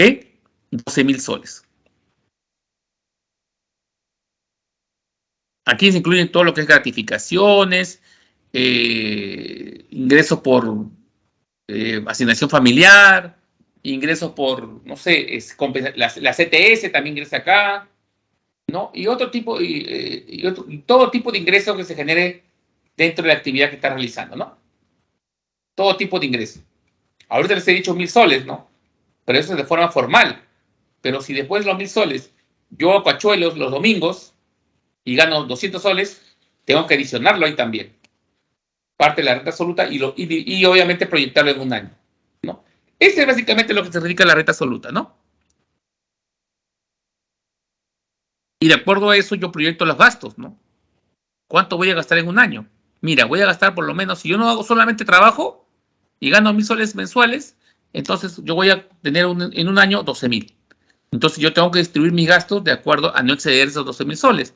Y obviamente buscando siempre que tenga ahorro, ¿no? No gastar. Si tengo 12.000, no máximo, no voy a llegar hasta 12.000 y quedarme sin nada. El ahorro también es una forma de progreso.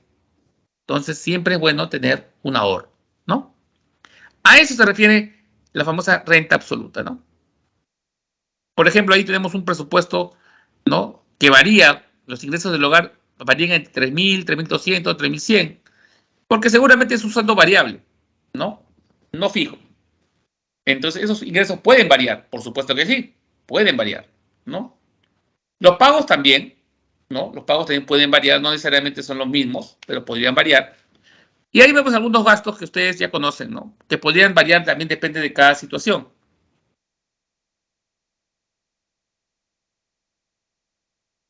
¿Ok? Este tipo de presupuesto familiar se puede hacer de muchas formas, ¿no?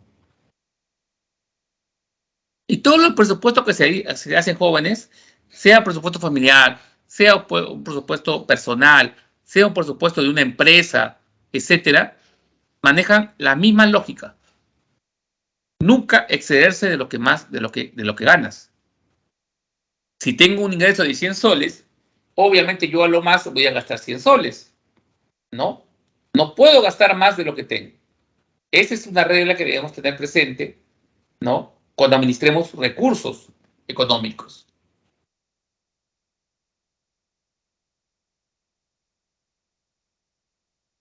¿Me dejo entender? Entonces, eso es muy importante que lo tengan presente. ¿Qué más tenemos acá? La renta permanente. La renta permanente, por lo general, es un tipo de ingreso que no se da en el transcurso de un año, sino de un año hacia arriba, ¿no? Y puede ser variable. Puede ser variable, ¿no? Y va a variar mucho de las perspectivas que se den en cada situación. Por ejemplo, ahí tenemos, ¿no? Un agricultor, por ejemplo, puede tener una buena o mala cosecha. Y por lo general, en un año se dan 3 o 4 cosechas a lo más. ¿no? Porque obviamente son el periodo de 3, 4 meses del producto que tú se te ocurra sembrar, ¿no? Y por lo general, en el corto plazo no es rentable mucho el negocio, hasta que se estabilice y la tierra pueda ofrecer más productos, porque es un proceso, ¿no? Y por lo general, la ganancia que tienen este tipo de agricultores no se dan en el corto plazo, en un año, sino de un año hacia arriba, cuando ya la tierra está totalmente ya 100% productiva, donde el producto o el fruto que obtienen se va generando con mayor rapidez o mejor calidad. Entonces, ya tienen ganancias, pero no las consideran a corto plazo, sino a un mediano, a largo plazo, ¿no? Por lo general, de un año hacia arriba. ¿Me dejo entender? Ese se podría ser un ejemplo de renta permanente, ¿no? Otro ejemplo de renta permanente podría ser la pensión de jubilación, ¿no? La pensión de jubilación podría ser un tipo de renta permanente porque generalmente nosotros en el periodo corto pues no ganamos mucho. Por lo general nosotros lo ganamos de un año hacia arriba, porque la pensión de jubilación es el monto que tiene una persona cuando se jubila, o sea, después de los 65 años. Y mensualmente vamos a recibir una ganancia, ¿no? O sea, un ingreso, perdón, una ganancia no. El ingreso que le corresponde por la rentabilidad de sus aportes al sistema de pensiones. Por lo general, las famosas AFP, ¿no? ¿Ok? Hasta que se acabe, ¿no? Hasta que se acabe el fondo. Pero si estoy en el Sistema Nacional de Pensiones, o sea, la ONP, ahí no se basa en la cantidad de aporte que tú has dado al Estado, sino básicamente se da por la edad que tienes, o sea, por el tiempo de vida que vas a tener en este mundo. Por ejemplo, si yo me jubilo a los 65 años y he calculado mis aportes al Sistema Nacional de Pensiones y tienen que pagarme 600 soles mensuales, estos 600 soles me los van a pagar hasta que me muera. ¿Sería un tipo de renta permanente? Sí, sí. ¿Por qué más de un año? Pues no me voy a morir. No ahora, ni si bien me jubilo y me muero al año, obviamente que no, pues, pero yo puedo proyectarlo, no sé, pero vivir hasta los 80 años y puedo proyectar lo que puedo ganar hasta que tenga los 80 años. Quizás vivo más. ¿Me estoy dejando entender en este tema de renta permanente? ¿Está claro? ¿Podría ser un ejemplo, profe? Es justamente el ejemplo del Sistema Nacional de Pensiones, ¿no? El Sistema Nacional de Pensiones, o el aporte que yo leo, si estoy en el Sistema Nacional de Pensiones, aportando a la ONP, no a la AFP, a la ONP, es un ejemplo más claro. ¿Por qué? Porque tú vas a recibir dinero no por un mes, no por 2 meses, no por hasta que te mueras, porque ya ganaste la pensión de jubilación. Demostraste al Estado que has aportado al Sistema Nacional de Pensiones por 20 años y tienes la edad mayor de 65 años. Por lo tanto, tienes el derecho a gozar de una pensión de jubilación. Según el cálculo, vas a cobrar 600 soles mensuales todos los meses hasta que te mueras. ¿Podría considerarlo como una renta permanente? ¿Qué dicen ustedes? Sí. ¿Por qué? Porque sea hasta que se muera. Correcto, o sea, más de un año. El ingreso que voy a proyectar es mayor a un año. Eso es lo que dice la renta permanente, ¿no? Que es más de un año. Menos de un año es la renta absoluta. La AFP Profesor, también. ¿Perdón? profesor, ¿y el programa de ayuda pensión 65? También. Ese es otro tipo. Muy bien que el ejemplo está también. Pensión 65 también vendría a ser un tipo de renta permanente. Porque no lo vas a ver en un añito. Eso proyecta hasta que te mueras, ¿no? Y es una ayuda económica o un subsidio del Estado que da a aquellas personas que no tienen ningún tipo de ingreso, ¿no? Que creo, si no me equivoco, ustedes me corregirán, es 200 soles. Creo que es 200 soles que se les da. ¿Ok?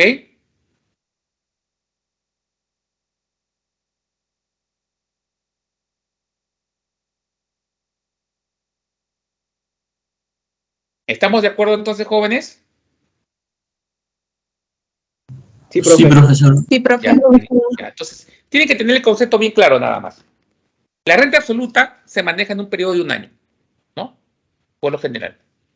Debes tener el concepto que la renta absoluta es lo que proyecto gastar en un año. Por lo general, cuando nosotros somos jóvenes, hacemos ese tipo de proyección. No lo hacemos pues a largo tiempo, ¿no? Porque nunca sabe el trabajo cuánto nos va a durar, ¿no? Entonces hacemos un análisis de una renta absoluta. En un año cuánto voy a gastar, ¿no? No he proyecto más allá porque yo no sé si tendré trabajo, ¿no? Así que cuando yo hago un presupuesto, lo voy a hacer en forma absoluta, en forma anual. Y sus padres lo más probable es que hacen eso, ¿no? En forma anual lo hacen. No se proyectan más allá porque nunca se sabe. En cambio, en el tema de la renta permanente, es algo que tú ya tienes ya, que más o menos vas a tener, pero nunca te va a faltar. Entonces, te puedes proyectar a más de un año.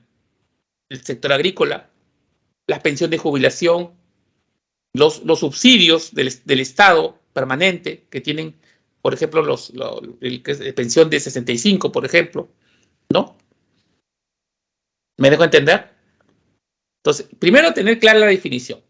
Renta absoluta menos de un año o a lo más un año y renta permanente de un año hacia arriba, por lo general.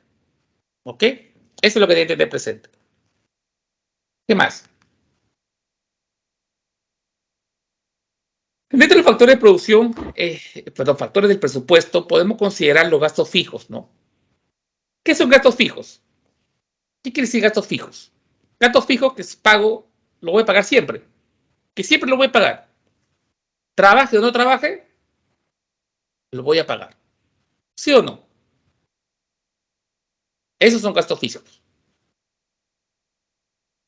Trabaje o no trabaje, voy a comer, voy a pagar alimentos, voy a consumir energía eléctrica en mi casa, porque voy a estar en mi casa, voy a consumir agua, obviamente que sí, porque sin agua me muero, ¿no?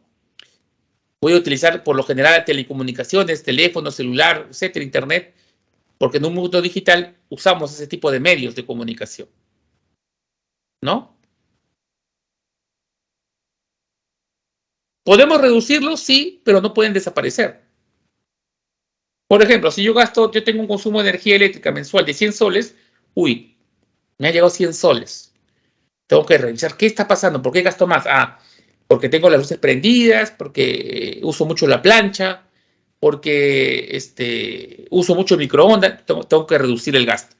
Entonces, ahora me comienzo a cuidar, pago las luces, reduzco el tema de que es el uso de la plancha, y otros tipos de usos de energía eléctrica, y baja mi recibo de luz. ¿Desaparecerá? No, porque igual voy a gastar. Ya la refrigeradora de por sí gasta. ¿Por qué? Porque tiene que estar conectada todos los días. Porque los productos, por lo general, que son perecibles, tienen que estar congelados. La mayoría de ellos, ¿no? Lo puedo reducir, pero no lo puedo desaparecer. Ese es el concepto que ustedes deben tener para determinar qué es un gasto fijo. Por ejemplo, voy a poner unos ejemplitos. Ir al cine, ¿será un gasto fijo? No, ¿Por qué?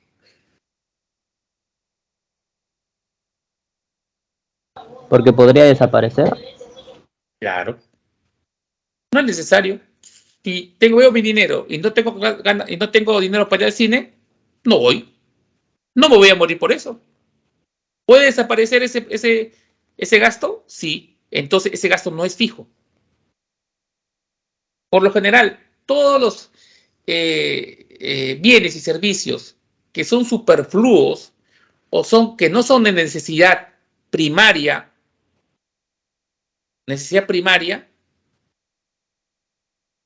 no son gastos fijos. ¿Por qué? Porque pueden desaparecer. Por ejemplo, otro ejemplito. Si yo estoy en una situación económica no muy buena, ¿no? Entonces, pero tengo un hijo que quiere estudiar y no puede,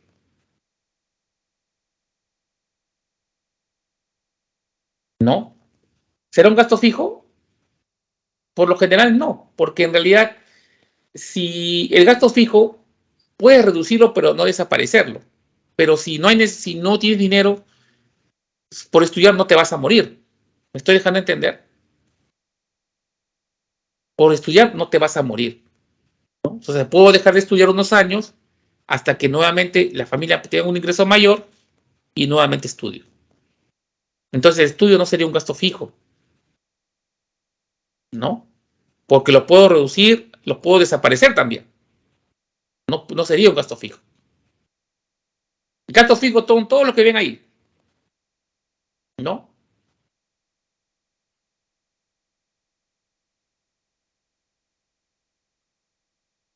Yo diría que hasta la mascota no sería gasto fijo, ¿eh? Va a depender de mucho de la persona, o sea, cómo tú consideres el gasto. Si para mí mi perrito es parte de mi familia, quizás lo considero como un gasto fijo. ¿Me dejo entender? Pero para otros no. Bueno, si no hay plata, lo regalaremos. ¿Sí o no? ¿Se puede considerar de esa forma? Sí. Por eso, cada punto que ustedes revisen cuando sea gasto fijo, tienen que ver el contexto, ¿no? Por ejemplo, mi perrito gasta, pero el perrito es parte de la familia, que tal, que quiere mi perrito. Entonces ya sería algo imprescindible. Entonces el animalito sería parte de la familia, un gasto imprescindible, por lo tanto sería un gasto fijo. Lo puede reducir, sí. Obviamente ya no le daré sus galletas de calidad, le daré su camote, ¿no? Pero reduzco el gasto, pero no lo puedo desaparecer porque mi perrito es parte de mi familia. Pero si en el texto te dice que el perrito, que tal, que no es necesario, entonces te puedes desprenderte de él, entonces sí sería un gasto que puede desaparecer. Entonces sería un gasto fijo. No sería un gasto fijo, perdón. Profe, entonces todo depende de la persona. Claro, depende mucho de la persona, el contexto donde se evalúe ese bien. ¿También puede ser por el estatus económico, profe? Por el estatus económico también, obviamente que sí, ¿no? Porque todo va a depender muchísimo. El que tiene, por lo general, mayores recursos, puede gastar todo lo que ellos quieran, ¿no? Pero no todos son gastos fijos, no todos son gastos mensuales, que vamos a ver más adelante, creo. ¿Ya?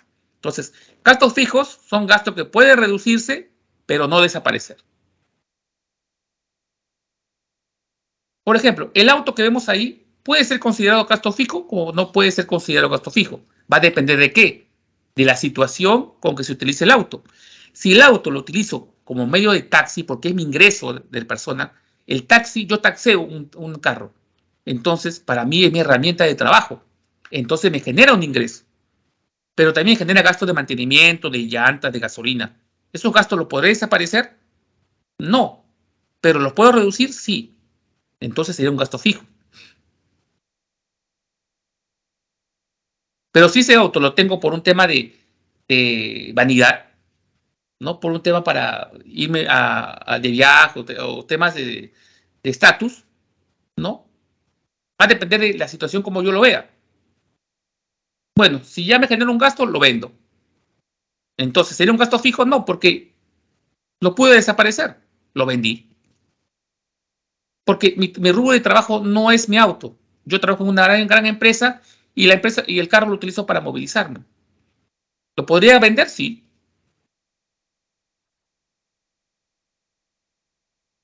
Entonces, va a depender mucho de la situación como dentro del bien que analices o del rubro que analices, cómo influye dentro de tu hogar, ¿no? Va a depender muchísimo, ¿no? Obviamente, alimentación es gasto totalmente fijo, porque necesitas comer, ¿no? Pero usted dice, profesor, pero si tú me dices que alimentación es gasto fijo, y si yo me compro un caramelo, pues un caramelo no vas a vivir, pues, ¿no? Un caramelo para mí no es un gasto fijo, porque lo puedes desaparecer, es simplemente un gusto adicional. ¿Tú puedes vivir sin comer caramelos? Por supuesto que sí. Va a depender de qué tipo de productos, ¿no? Entonces, eso tienen que evaluar ustedes cuando en algún momento les lleguen unas preguntas así. Primero, tener clara la definición, ¿no? Los gastos mensuales, ¿no? ¿Cuáles son los gastos mensuales? Son gastos que se dan regularmente, ¿no? Dentro de un presupuesto familiar, ¿no? Entonces, ¿estos gastos pueden desaparecer? Sí, pueden desaparecer, ¿no? Pueden desaparecer. Por ejemplo, un gasto que puede desaparecer, por ejemplo, no tengo la economía suficiente para poder que mi hijo estudie y simplemente, bueno, no estudiarás este semestre, así que no gastaremos en ti, pues, ¿no? Pero tampoco son difíciles de reducirlo, o sea, por lo general la cuota de la universidad está más de 1.000 soles y menos de eso no me van a querer, la universidad no, por lo general, no te da mucho apoyo en ese lado. Estamos hablando de una universidad privada, ¿no? Entonces, ¿son difíciles de reducirse? Sí, así que entonces lo desaparezco nomás, ¿no? Simplemente este periodo no estudias, o este año no estudias, el próximo, cuando la situación mejore, recién, ¿no? Entonces sería un gasto mensual, ¿no? El mantenimiento del carro también, ¿no? Si hablamos de mantenimiento del carro, ¿no? El carro puede manejarse si no lo uso como algo totalmente dentro de mi rubro de trabajo, como algo mío, porque una cosa sea mi herramienta de trabajo y otra cosa sea mi medio de transporte, ¿no? Entonces, ¿el mantenimiento del carro puede desaparecer? Sí, si lo vendo. No lo puedo reducir porque el mantenimiento de mi carro, que es último modelo, es caro el mantenimiento. Por ejemplo, de las marcas que son muy conocidas, por ejemplo, Honda, Mercedes, el mantenimiento de esos carros son caros. Entonces no los puedo reducir así nomás. Entonces, ¿qué hago? Lo vendo. ¿Pueden desaparecer? Sí. ¿Son difíciles de reducirse? No es difícil, ¿ah? Porque el mantenimiento de ese carro es caro. Se podrá reducir un poquito, pero igual sigue siendo caro. Entonces, no me conviene. Lo vendo, ¿no? Entonces, los gastos mensuales son aquellos gastos no regulares con los que el hogar se compromete para mejorar la situación de los miembros de familia, incrementar su patrimonio o con fines previsionales.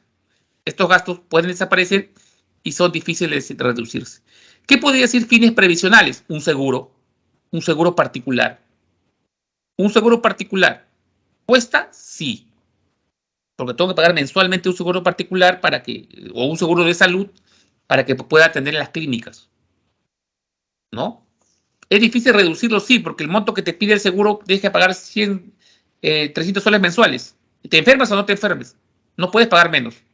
¿Puede desaparecer? Sí. Llamo al seguro y le digo, ¿sabes qué, señores? Hasta aquí nomás. Gracias. Punto. Me salgo del seguro. ¿Me estoy dejando entender, jóvenes? Sí, profe. Ya, esos son gastos mensuales. Entonces, va a depender mucho del concepto cómo ustedes lo apliquen, ¿no?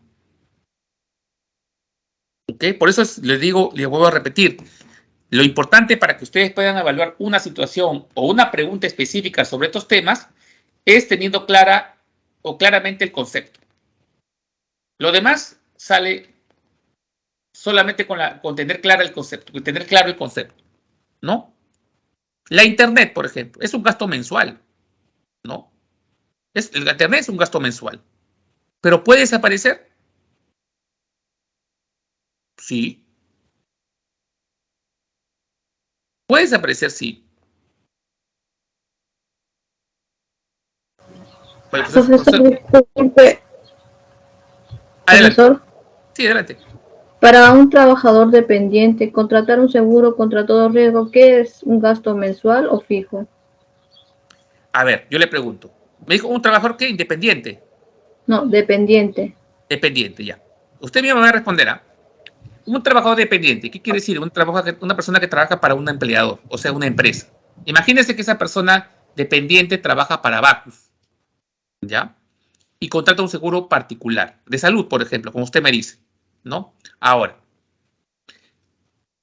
imagínese que está trabajando en Bacus y de un momento a otro lo despide. ¿Seguirá usted pagando el seguro particular? ¿Ese trabajador? ¿Qué dicen ustedes? No, profe. Lo más probable que no. ¿Por qué? Porque ya no está trabajando. Porque ya no tiene Ya no ingresos. tiene ingresos. Ya no tiene ingresos. Entonces, este seguro sí es un gasto que puede desaparecer. Porque si bien es importante para su salud, lo puede desaparecer. Habla con el seguro, sabes que no puedo, he perdido mi trabajo, tengo que reducir gastos. Entonces, ese gasto mensual desaparece. ¿No? Se puede desaparecer. No lo puedo reducir porque las cuotas mensuales de seguro particular son 300, 400 soles y no puedes pagar menos. ¿No? Ok, entonces sería un gasto mensual. Claro, es un gasto mensual. Ya, profe. Gracias. Claro. Por eso digo, tienen que basarse en la definición. Estos gastos pueden desaparecer y son difíciles de reducirse. ¿El seguro? Sí. ¿Puede desaparecer? Sí. ¿Se puede reducir? No, no se puede reducir. Por eso tiene que desaparecer. Porque el seguro no te va a... ¿Sabe qué seguro? Yo le pago 300. ¿Sabe qué seguro? Te pago 200. No te va a aceptar. Porque el contrato está por 300 soles mensuales.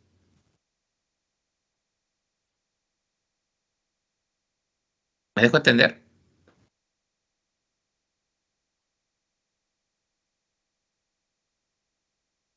¿El servicio de celular será un gasto mensual? ¿Qué dicen ustedes? Sí, profesor. ¿Por qué? Porque se puede eliminar. Se puede eliminar. ¿Son difíciles de reducir? Depende. Porque puedes estar en un monto de 100 soles, pagando 100 soles, lo puedes reducir a 80, 50, 39 ya, pero ya no lo puedes reducir más. Ya en menos de 39 ninguna empresa telefónica te va a aceptar un monto de celular. Por ahí sí que no, sí que ustedes conocen más, pero va a llegar un momento en el cual la empresa celular te va a decir, no, este es el mínimo monto. Pero al final ni eso ya no puedes pagarlo tampoco. Entonces lo eliminas. Al final sería un gasto mensual. ¿No? ¿Ok? Entonces, eso es lo que tenemos que tener presente. ¿No? Eso es lo que tenemos que tener presente en los gastos mensuales. ¿No? Preguntarnos, ¿este gasto lo puedo desaparecer? ¿Lo puedo reducir? No. Si no puedo reducir, no puedo desaparecer, entonces son gastos mensuales. ¿Mm? ¿Ok? Eso es lo que tiene que tener presente. ¿Más preguntas?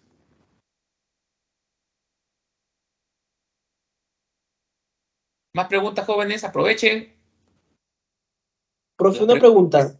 Aquí Sí. en el cuadro sale como ejemplo una hipoteca, pero si tú no pagas la hipoteca, por mucho tiempo te pueden quitar esta propiedad, ¿no? Ah, ¿dónde dice la hipoteca? A ver, dice la hipoteca. Ah, en el ejemplo. Sí, Ah, no veo. ¿Dónde dice hipoteca? Energía, gasolina, celular, salud, tarjeta de crédito, vivienda. en el Hipoteca cuadro no dice. en el cuadro rosa. En el cuadro rosa. A ver. ¿Está hablando de esta diapositiva? Sí, ¿Ah? sí, sí. ¿Acá? No, no, en la parte izquierda donde pone ejemplo, hipoteca, préstamo de automóvil, pensión del colegio. Ah, acá. Ah, ok. Sí, Ya, ok. Ya, aquí hay que especificarlo bien. Si yo tengo el dinero suficiente, puedo desaparecer la hipoteca. Por eso va a depender mucho de la situación en el contexto donde se dé el ejemplo, ¿no? La hipoteca puede desaparecer, depende. Si yo tengo el dinero, el texto me dice que yo tengo el ingreso suficiente para poder pagar la hipoteca, entonces ¿la puedo desaparecer? Sí. No se puede reducir la hipoteca porque el monto que tú le pagas al banco es fija. Entonces, si tengo el dinero suficiente, lo puedo pagar. O sea, puede desaparecer. ¡Pum! Lo desaparezco. ¿No? La hipoteca podría ser un gasto mensual. En realidad sería, por lo general, las hipotecas son gastos mensuales, ¿no? Generalmente, ¿no? ¿Podrían ser gastos fijos? Sí, porque los gastos fijos, pero ese gasto fijo en algún momento se va a desaparecer, porque la hipoteca no la vas a pagar toda tu vida, ¿no? Por lo general, una hipoteca se paga en promedio 20 años, ¿no? Entonces, ¿podría desaparecer? Sí, en algún momento va a desaparecer. Además, si tengo el monto ahorita, lo puedo pagar. Entonces, yo lo consideraría como un gasto mensual, más que nada. En este caso. Gracias, profe. ¿Ya? Entonces, por eso traten de evaluar un poco, ¿no? Obvio, yo sé que la hipoteca tú lo gastas de forma fija todos los meses, pero en algún momento va a desaparecer. No es que siempre va a estar ahí. En algún momento va a desaparecer. Y va a depender muchísimo de tu capacidad de ingreso. Porque si tú tienes buen ingreso, puedes ir adelantando cuota, amortizas la hipoteca y lo pagas en menos tiempo. Entonces, ¿podría desaparecer? Sí. ¿Se podría reducir? También dependería de cómo tú negocies con el banco. Ahí es más flexible. Porque la hipoteca es más flexible manejarla con el banco, te la puede reducir, pero con un periodo más largo y un interés mayor, ¿no? Por eso va a depender mucho de cómo se sitúe, ¿no? Yo les diría, por ejemplo, en la regla general, diría que las hipotecas son gastos mensuales, por lo general. Pero va a depender del texto o del contexto donde esté el ejemplo, ¿no? Si te da más información y te orienta que es un gasto fijo, entonces obviamente tienes que evaluar los dos conceptos y respondes. No es la idea que ustedes, porque ven gasolina, ya, gasto fijo. Porque ven vivienda, ya, gasto fijo. Porque ven salud, gasto mensual. No. Analicen bien la situación porque los ejemplos no van a venir así. Las preguntas cuando vienen, sobre todo en economía, te ponen un contexto, una situación alrededor de la pregunta, ¿no? Y de acuerdo a la pregunta, puede ser gasto fijo o puede ser gasto mensual. ¿Ya? Entonces, esa es una sugerencia que yo les dejo. Analizar bien la pregunta, leer bien que lo que les están preguntando. ¿Ya? A veces nosotros, como vemos la pregunta, esto es fácil, pum, marcan, sin analizar muy bien. No, tomen su tiempo. ¿Ya? Tomen su tiempo. Entonces, hasta aquí, ¿estamos claros? Todo claro, profesor. Ya, muy bien. Y los gastos discrecionales, no hay forma que se equivoquen aquí. Gastos discrecionales, y quiere decir que pueden aparecer, pueden desaparecer o pueden reducirse, ¿no? Básicamente comprenden los gastos de ocio, diversión o entretenimiento en la sociedad. Básicamente es eso, ¿no? Por ejemplo, vacaciones, ¿no? Quiero irme a Aruba. El presupuesto es de $5,000 para mi familia. No, muy caro. Mejor me voy a Pisco. ¿Cuál es el presupuesto? 2,000 soles. Está bien, puedo reducirlo. Pero ya no quiero ir a ningún lugar, me quedo en mi casa. ¿Cómo apoyo? También lo puedo hacer. ¿Por qué? Porque son gastos discrecionales porque pueden desaparecer o reducirse. Con facilidad, sobre todo. ¿No? Pago el club, fiestas sociales, ir al cine, hacer una fiesta infantil, ¿no? Todo lo que sea ocio, esparcimiento y diversión. Ya creo que aquí está más claro, ¿no? Aquí sí es más abierto en el tema, ¿no? ¿Ok? ¿Me estoy dejando entender en este punto o tenemos alguna duda aquí en los gastos discrecionales? Todo claro, profesor. ¿No? Aquí yo creo que está bastante claro, ¿no? Estos gastos básicamente se pueden desaparecer y pueden reducirse también, ¿no? Si yo quiero ir al cine y quiero ir a ver en una sala donde el ticket está a 25 soles, si tengo el dinero lo puedo tomar. Si no, me voy a otra sala donde será subtitulada la película, que está a 10 soles. Lo puedo reducir también. Y si no, tampoco no voy, pues, ¿no? Me voy a comprar unos helados y con eso ya feliz. O me compro una película pirata y punto. Y me sale mucho menos que ir al cine, porque ir al cine te involucra otros gastos adicionales. Por lo general, si vas al cine, vas a tener que comprar canchita, gaseosa, etc. ¿Sí o no? Por lo general viene acompañado con otro rubro. Entonces, esos son gastos discrecionales. Pueden desaparecer o pueden reducirse. Uno o el otro o ambos. ¿Ok? Eso es básicamente lo que deben tener presentes dentro de evaluar los factores que hemos revisado, ¿no? La renta absoluta, la renta permanente, el gastos fijos, los gastos mensuales y los gastos discrecionales. ¿Ok? ¿No? Bueno, acá hay un recorte que salió de Gestión. La Gestión es un periódico de materia económica que básicamente informa de todos los temas de las actividades económicas dentro del país, fuera del país y sobre todo las políticas que involucran mucho estas actividades, ¿no? Entonces, ahí nos dice, por ejemplo, optimiza tu presupuesto en esta cuarentena para que nada te falte. La pandemia ha generado una crisis económica en los hogares del mundo, lo cual ha llevado a la gente a reestructurar sus finanzas. Eso es lo que pasó en la pandemia, hace 2 años, ¿no? No, el año pasado, 2021, sí, 2020, 2021. 2020, 2021 ha sido el problema, ¿no? O sea, hasta el año pasado. Y todavía continúa aún, porque algunas familias han perdido sus trabajos, sobre todo los padres, madres, y han tenido que reestructurar sus ingresos, porque si no tienes ingresos de los que tenías antes, tienes que reestructurar tus gastos, ¿no? Tienes que sacar, por ejemplo, más cosas. Por ejemplo, algunos jóvenes estudiaban en universidades privadas que han tenido que salir de las unidades privadas y ir a las nacionales. Los colegiales antiguamente iban a colegios particulares, seguramente a lo más de uno les ha pasado, ¿no? Y han tenido que dejar el colegio particular e ir a colegios nacionales. ¿O me equivoco? ¿Por qué? Porque el ingreso ha bajado. Papá o mamá ya no ganaba lo mismo que antes o han perdido su trabajo. Entonces tienes que reestructurar tu presupuesto. El presupuesto es flexible, se adecúa a los cambios y va a depender mucho de la capacidad de ingreso que tengas.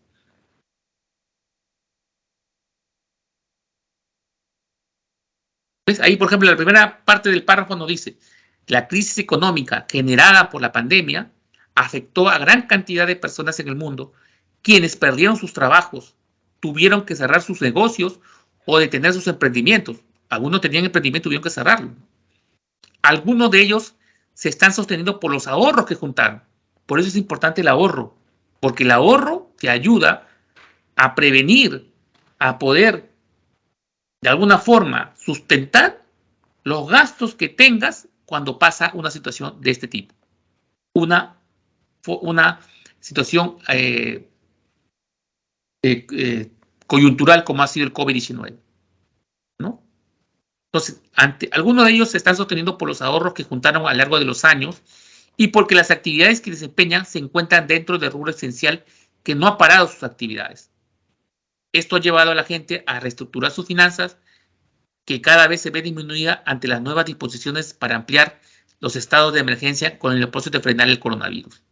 Obviamente, las políticas que un estado ha tenido que tomar por el tema del coronavirus ha afectado muchísimo, sobre todo al sector informal, ¿no? Y que hablo que el sector informal, aquellas personas que se ganan la vida vendiendo cosas en las calles o vendiendo negocios que no tienen una empresa formal en sí, ¿no? Sino que hacen trabajos informales, ¿no?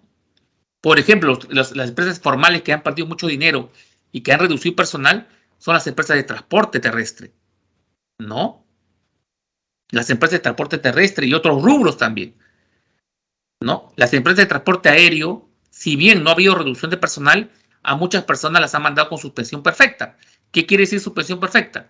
Que siguen perteneciendo a la empresa, pero no reciben ingresos. O sea, es como si fuera entre comillas, despedido, ¿no? Pero aún tiene un vínculo laboral, ¿no? Hasta que obviamente se aperture todas las operaciones y otra vez vuelve a su trabajo. Y recién le pagan, ¿no? ¿Se dan cuenta? Entonces, el coronavirus, por lo general, ha impactado mucho en el presupuesto familiar. Sobre todo aquellas personas que venían mucho del sector informal, ¿no? Las personas que vendían, por ejemplo, desayuno en las calles, ¿no? Que vendían productos en la calle, ropa en la calle, ¿no? O también, por ejemplo, los que trabajaban en Gamarra, aquellos que tenían sus tiendas en Gamarra, que son empresas formales, también han tenido que cerrar por el tema del coronavirus y ellos han perdido también dinero y obviamente muchas personas se han quedado sin trabajo. Las que sí nunca han parado son las empresas de alimentos, Los minimarkets, los supermercados, todos han estado en actividad. Y ustedes lo saben. ¿Qué empresas también han mantenido también sus ingresos? Las empresas de Teams, por ejemplo. Acá el software virtual que estamos utilizando, Zoom, se incrementaron sus ventas. La Internet también comenzó a crecer, ¿no? Plataformas digitales, Facebook, ¿no? Twitter, Instagram, los deliveries, el comercio electrónico, eso nunca paró. Saba y Ripley, por ejemplo, no se afectaron mucho, porque finalmente los productos que vendían, los vendieron a través, si no lo podías vender abriendo tus tiendas, entonces a través virtual, a través de las tiendas virtuales. El marketing digital. Entonces, a algunos les ha afectado, ¿no? En forma positiva, y a otros les ha afectado en forma negativa, porque obviamente es involucrado que las personas pierdan sus empleos, y obviamente afectando su presupuesto familiar. ¿Me dejo entender? Eso es muy importante que ustedes lo tengan presente. Bueno, aquí les dejo las claves para que ustedes lo tengan presente dentro de su desarrollo de sus ejercicios. ¿Ya? Revísenlos, chequéenlos. Si tienen dudas, lo podemos ver en la próxima clase, o también lo pueden hacer a través de... Profesor, Sí. Profesor, disculpe, con respecto a los agentes económicos, si un país viene a construir acá, por ejemplo, a Perú, ¿sería agente económico empresa o sería agente económico resto del mundo? No, ya sería empresa aquí, porque ya está dentro del país. ¿Y cuándo sería el resto del mundo?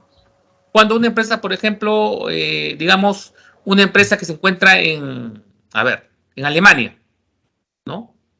Hay una empresa en Alemania que se llama, no sé, XXX. Y a esa empresa XXX yo le compro, por ejemplo, transformadores eléctricos. Esa empresa está allá. Entonces yo le compro a la empresa que está allá. Entonces tengo que importar el producto. Entonces ellos van a tener que mandarme el producto vía marítima, va a tener que llegar a la aduana del Callao, va a tener que pagar sus impuestos, y yo tengo que desaduanar el producto para que llegue a mi fábrica, a mi empresa. Entonces, ese es el resto del mundo. Pero si esa empresa desea poner una sucursal aquí, ¿no? Como LAN, por ejemplo, LAN Perú, ¿cuál es su sede central de LAN? ¿Dónde se encuentra? Ahí, LAN sería un buen ejemplo. LAN, ¿dónde se encuentra el país? ¿En dónde se encuentra? ¿En qué país se encuentra LAN? La madre, Chile. La matriz es Chile, ¿sí o no? ¿Sí o no? Pero en Perú tenemos también LAN. Sí, tenemos LAN Perú. Como LAN Perú, aquí LAN es una sucursal de LAN Chile. Y aquí también ofrece operaciones. Entonces, LAN Perú ya sería una unidad de producción en Perú ya. Y LAN Chile sería del extranjero. Ok, o sea, LAN Chile es resto del mundo y LAN Perú es empresa. Claro, así es. ¿Por qué? Porque si yo quiero como país, yo quiero invertir en otro país, yo tengo que asumir una razón social. Tengo que formar una empresa peruana ya. Obviamente los capitales son chilenos, eso sí, de todas maneras, ¿no? Pero la empresa ya está en Perú, operando en Perú, y sería una unidad de producción. Y así es Coca-Cola, BBVA, Scotia, y todas las empresas transnacionales que están en el país. Sauder. ¿Qué más? ¿Qué más preguntas? Ya, profe, gracias. Ya, listo. ¿Otra pregunta, jóvenes, antes de terminar? Profesor, ¿podría poner por favor la PPT de renta absoluta? Vamos a ver. Renta absoluta.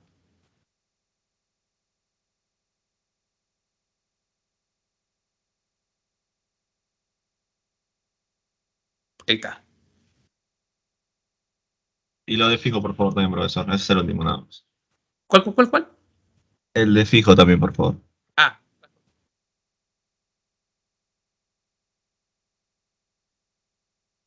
Ya. Gracias, profesor. Ya, listo. Jovencitos, ¿alguna pregunta adicional antes de terminar? Profe, ¿la Corpac es parte del Estado, pertenece al Estado o es privada? Es una empresa privada. No le escuché bien. ¿Qué empresa? La Corpac, o sea, la corporación. Corpac. Claro, Corpac, Corporación de Aeropuertos. Sí, Corporación Peruana de Aeropuertos, sí, es una empresa peruana. Es una empresa una del empresa. Estado. Sí. Entonces, capital del Estado. el agente económico sería el gobierno o la empresa. No, el gobierno. Porque Corpac El gobierno. lo que hace es velar porque todo el sistema aéreo cumpla con las regulaciones del Estado. Ya, profesor, gracias. ¿Ya listo? ¿Ya? ¿Alguna pregunta más? ¿Ninguna? Bueno, Todo Bueno, claro, profesor. perfecto. Bueno, jovencito, bye, muchas gracias. Entonces nos estamos viendo la próxima semana. Cualquier duda que tengan, pueden utilizar el multichat. Ahí tienen docentes que les pueda apoyar en cualquier duda que ustedes tengan. Muchas gracias. Que tengan buenas tardes. Gracias, profe. Hasta luego. Gracias, profesor. Hasta luego, Cuídese. gracias. Gracias. Gracias, profe. Hasta luego, gracias. Buenas tardes. Cuídese, profesor. Hasta luego, gracias. Buenas tardes. Profe, ¿puede poner el PPT de la clave? A ver, rapidito nomás. Gracias. A ver. Ahí está, ¿lo ven? ¿Ya? Sí, ya, gracias. Listo. Gracias, jovencitos. Que tengan buenas tardes. Cuídense. Hasta luego. Gracias. Chao, profesor, cuídese.